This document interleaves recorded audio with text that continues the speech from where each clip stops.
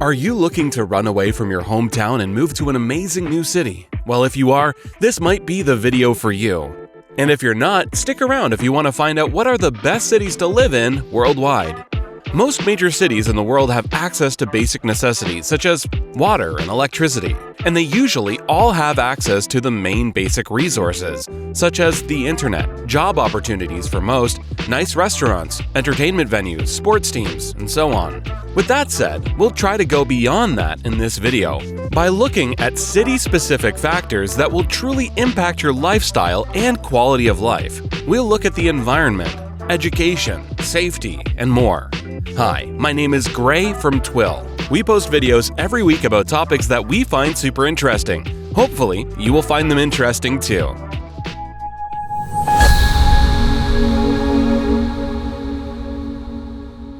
In today's video, we'll briefly go over the history's biggest and best cities before jumping in today's topic and evaluating various major cities based on some of the factors I mentioned earlier.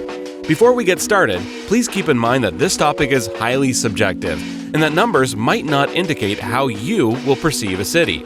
After all, everyone has different tastes, different goals, and different opinions. Some might enjoy cold weather or relying on cars for transportation, while others probably prefer a tropical environment and to transit via bike lanes or public transportation. First things first, let's make sure we're all on the same page on what we consider a city for the purpose of this video. Merriam-Webster defines a city as an inhabited place of greater size, population, or importance than a town or village. Before our Common Era, the biggest cities counted only a few thousand residents. Despite the lack of official censuses or records to track their population, there are a few points on which most sources agree.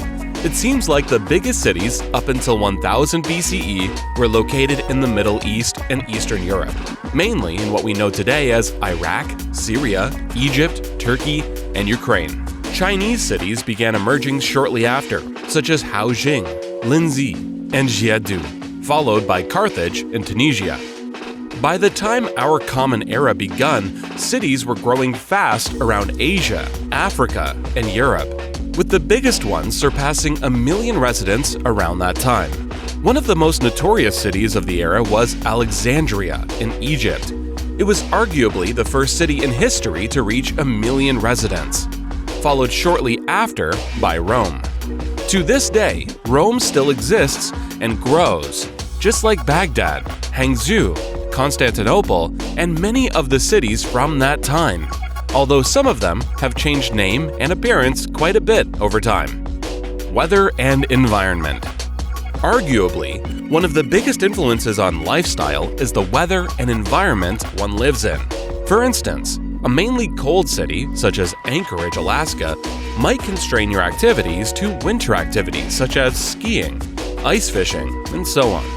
On the opposite end of the spectrum, a super warm city such as Sydney, Australia, might constrain most of your hobbies to summer activities such as surfing, swimming, and so on. Although lots of people would argue that winter sucks, we can't just rule warmer cities to automatically be better than cities with colder weather. It's up to personal preference more than anything. One thing that isn't up to preference, however, is the city's air quality.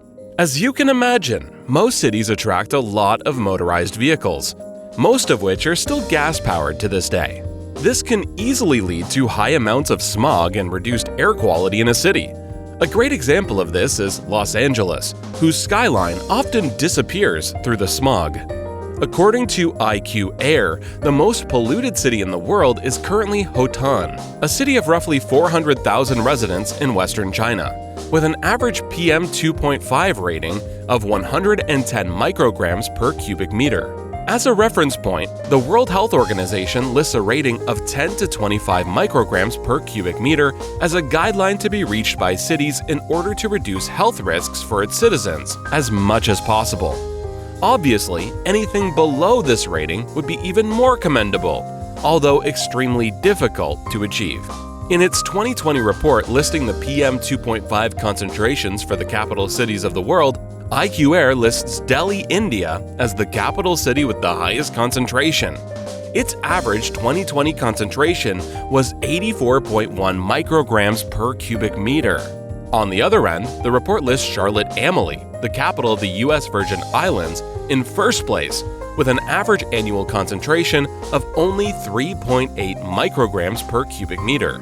The second place goes to Stockholm, Sweden, at 5.1, followed closely by Helsinki in Finland at 5.2, and Wellington City in New Zealand at 6.0. Tallinn in Estonia and Oslo in Norway hold 5th and 6th positions. An interesting point to note from this report is that 18 of the 25 cities with the best air quality are located in Europe. Education.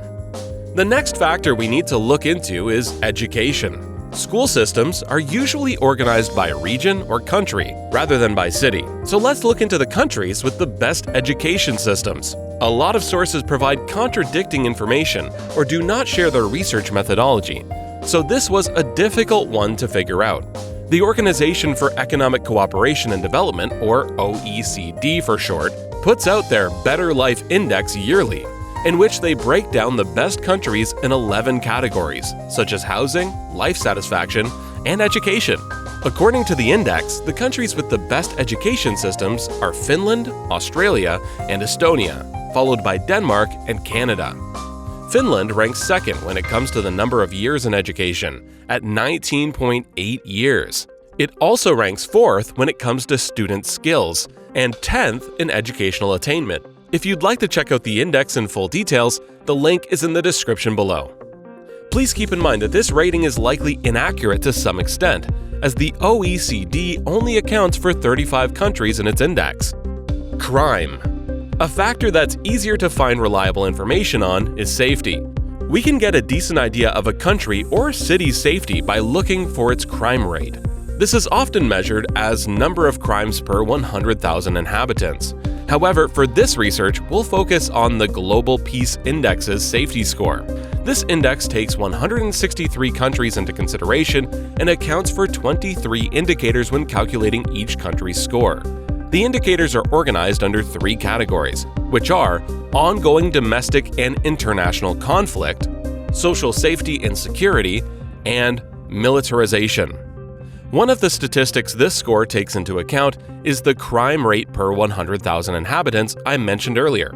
In its 2021 report, the GPI lists Afghanistan as the least peaceful country in the world, while Iceland takes the crown for the most peaceful country in the world. The Nordic country is followed by New Zealand, Denmark, Portugal, and Slovenia. Funny enough, the United States ranks 122nd in the index, with a significant deterioration since 2015, according to GPI. The primary driver for the deterioration in peacefulness in the US was an increase in civil unrest that led to violent demonstrations and a rise in political instability. If we look specifically at homicide rates instead, a city like Irvine in California, the US city with the lowest homicide rate, has a rate of 61.21 per 100,000 inhabitants. In contrast to that, Finland's capital, Helsinki, has a homicide rate of 1.14 per 100,000 inhabitants, with a total of less than 100 murders per year, most years. Health. Another thing we need to look into is the health situation. An ideal city would logically have easy access to a free and convenient healthcare system, along with all of the facilities and infrastructure that comes with it. When it comes to health, the most relevant statistics once again lie at the national level rather than at the city level. A safe country, in most cases, have safe cities, since the majority of its population now lives in urban areas. For instance, it's currently estimated 82.87% of the US population lives in urban areas, while some countries, such as Uruguay, have rates over 95%.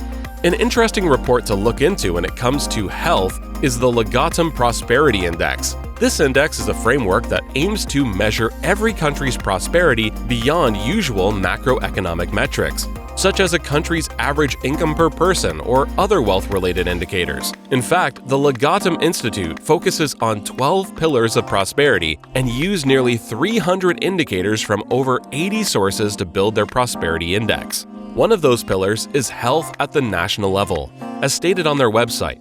The health pillar measures the extent to which people are healthy and have access to the necessary services to maintain good health, including health outcomes, health systems, illness and risk factors, and mortality rates.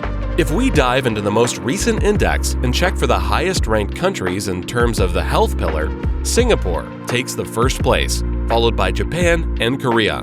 The other 7 countries that compete for the top 10 are all located in Europe. They are in order from 3rd to 10th: Switzerland, Iceland, Denmark, Norway, Luxembourg, Sweden, and Italy. On the other end of the index, sadly, the 10 lowest ranked countries in terms of health are all located in Africa, with Chad taking the last place. Accessibility. Health is important, but another factor that comes into play when determining the best city to live in is accessibility. Cities usually have a road system that links them to other cities and to other countries in a lot of cases. However, not every city has other types of transportation, such as passenger and freight train systems, or even an international airport. An ideal city would technically have access to as many transportation links as possible without deteriorating the city quality of life. For instance, a city with too many airports too close to the city could cause heavy noise pollution. The same would happen with a city with too many highways or train tracks running through the city. With that in mind, we can have a look at the maps of major airports around the world to quickly notice which major cities have an international airport at the very least. Some cities even have 2 or 3 international airports within an hour drive of their center, such as Milan or London.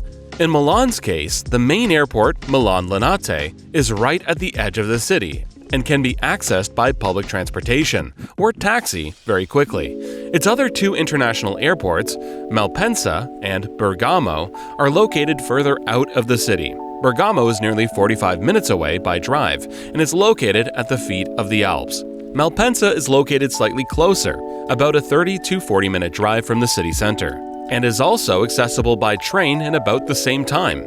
A fun fact is that Milan is currently considering the possibility of installing a Hyperloop track connecting the city center of Malpensa in order to reduce the commute time to and from there. This would mean a whole new level of accessibility for the city, making it easy to reach the international airport within 10 minutes or so. Unfortunately, there is no metric available I could find to easily measure which city is the most accessible.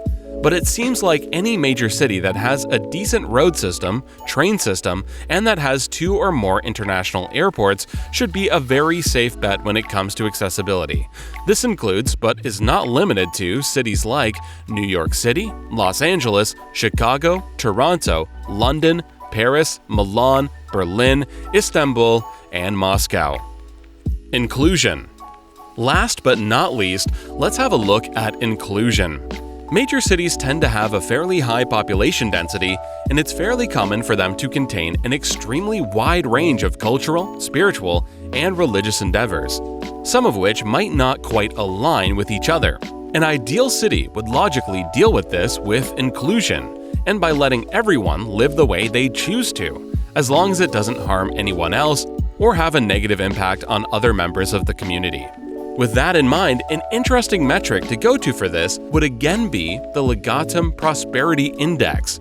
Another of its pillars is the Personal Freedom Pillar, which measures progress towards basic legal rights, individual liberties, and social tolerance. European countries dominate this pillar, with 8 out of the top 10 countries being located there. Interestingly enough, the top 4 countries are all Scandinavian, with Norway taking the first place. The United States currently ranks in 22nd position on this pillar. The other 2 pillars we should look at for inclusion are governance and social capital. The governance pillar measures the extent to which there are checks and restraints on power and whether governments operate effectively and without corruption. The social capital pillar measures the strength of personal and social relationships, institutional trust, social norms, and civic participation in a country, all of which have somewhat of an influence on a citizen's quality of life and lifestyle. Looking at the rankings, they are fairly similar to the rankings from Personal Freedom Pillar, both with 8 out of the top 10 countries being from Europe. Scandinavian countries also hold the top 3 on both the governance and social capital pillars. In conclusion, and as you probably noticed by now, it seems like European countries have a lead when it comes to most of the factors we took into consideration today. It also seems like most Western European cities could potentially hold the title of best city to live in. At the end of the day, a lot of the differences between the best and the 10th best city in the world are likely very negligible and barely noticeable, although a lot of the pillars seem to indicate that Scandinavian countries would be the place to go. Up there, most of the differences between major cities would be up to personal preference at this point, and would not have a tremendous impact on quality of life or lifestyle. This is not to say that Sweden, Finland, Norway, or Denmark are all the same, but rather that they likely all offer a top-notch quality of life to their citizens that might not be all that better in one city or another. However, it's also important to keep in mind that Scandinavia is a very cold place most of the year, which might not be for everyone.